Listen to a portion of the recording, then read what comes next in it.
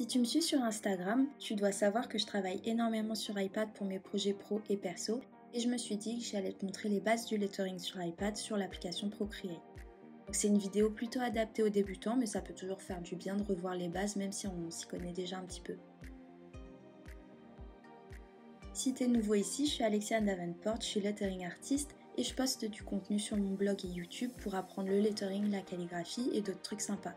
Si ça t'intéresse, abonne-toi à la chaîne juste en dessous et n'oublie pas d'activer les notifications pour être informé à chaque fois que je poste. On peut faire de l'iPad lettering ou du digital lettering avec n'importe quel iPad qui supporte l'Apple Pencil. Pour ce qu'on veut faire, je recommande vraiment d'utiliser le vrai pencil d'Apple et pas des stylets d'autres marques parce qu'ils ne seront pas nécessairement compatibles pour notre utilisation en tout cas. D'un point de vue technique, moi j'utilise l'iPad Pro 12,9 pouces avec l'Apple Pencil première génération. Niveau format, j'aime bien celui-ci parce que ça se rapproche pas mal d'une feuille A4, mais plus petit ça fonctionne très bien aussi. Voici quelques exemples de ce qu'on peut faire sur Procreate. C'est une application de dessin, sa fonction première c'est vraiment de créer des illustrations plus ou moins poussées et ça fonctionne avec un système de calque comme Photoshop par exemple, mais je vous montrerai ça mieux après. L'application coûte 10,99 € et se télécharge directement sur l'Apple Store et l'avantage c'est que on le télécharge une fois et après on peut s'en servir à l'infini.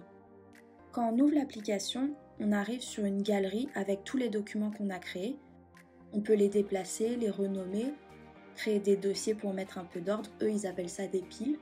Pour créer un nouveau document, il suffit juste de cliquer sur le petit plus en haut à droite et de choisir le format qu'on veut. Soit on prend dans les formats proposés, soit on peut créer son propre format en cliquant sur cette icône. Mais quand on ne sait pas trop, le premier format taille d'écran, il est très bien. On arrive dans un document comme ça et la zone blanche là c'est la zone de travail. C'est comme si c'était notre feuille de dessin. Tu peux zoomer, dézoomer, faire des rotations directement sur cette feuille en pinçant avec 2 doigts. Pour commencer, ici tu as les pinceaux. Tu peux choisir différents pinceaux en fonction de ce que tu veux faire. À gauche dans la bibliothèque c'est les catégories et pour chaque catégorie tu as des pinceaux différents, auront des rendus différents. Et c'est comme en dessin traditionnel, tu as des outils qui vont réagir à la pression que tu exerces dessus. Là, on voit que je fais varier la pression, par exemple. Et il y a d'autres outils qui sont monolignes et qui créent un trait qui est toujours de la même épaisseur.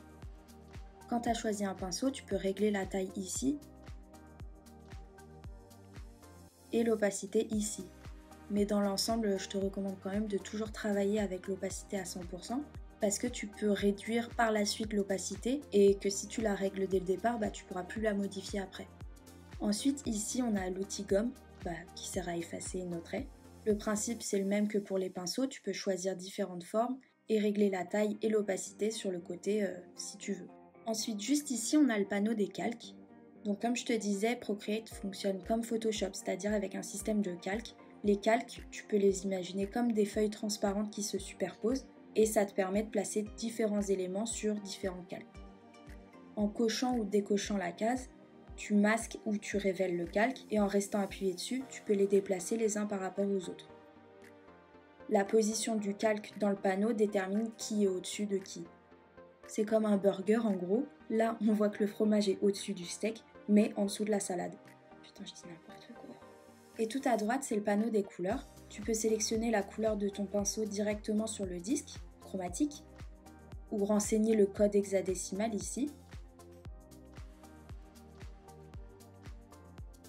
Ou même créer des palettes parmi lesquelles tu pourras retrouver tes teintes préférées.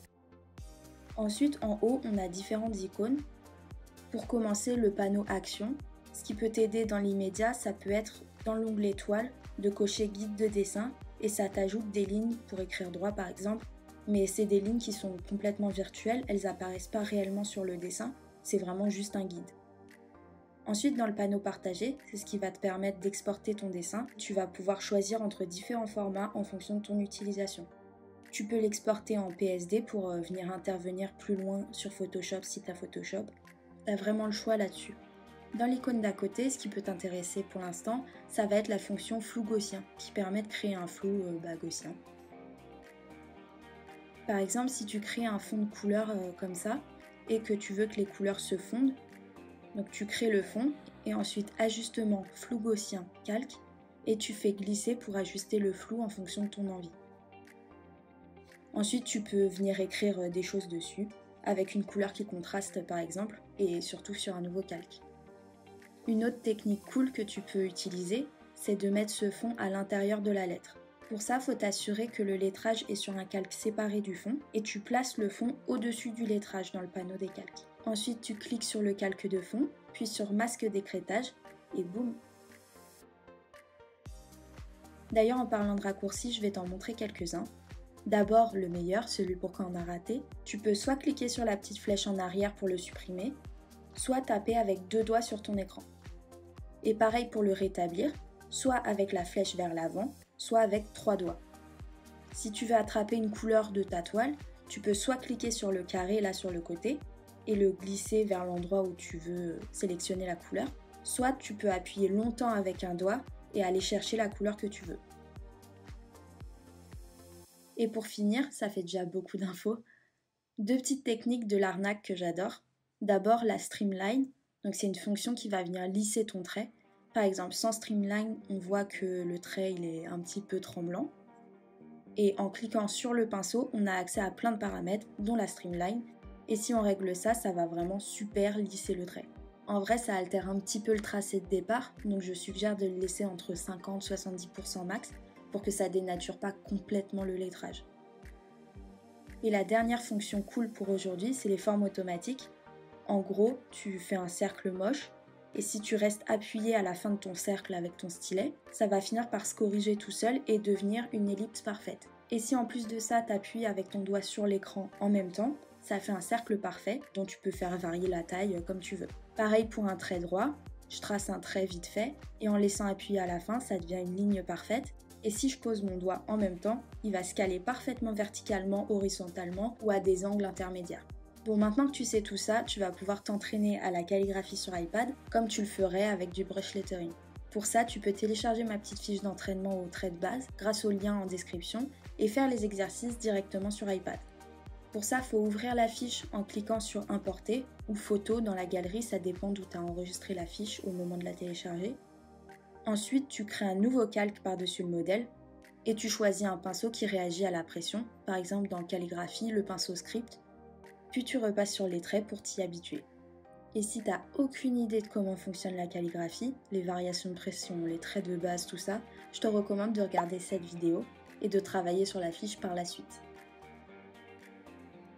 Si cette vidéo t'a plu et que t'as appris des trucs, pense à la liker pour m'aider à gagner en visibilité et me faire plaisir aussi.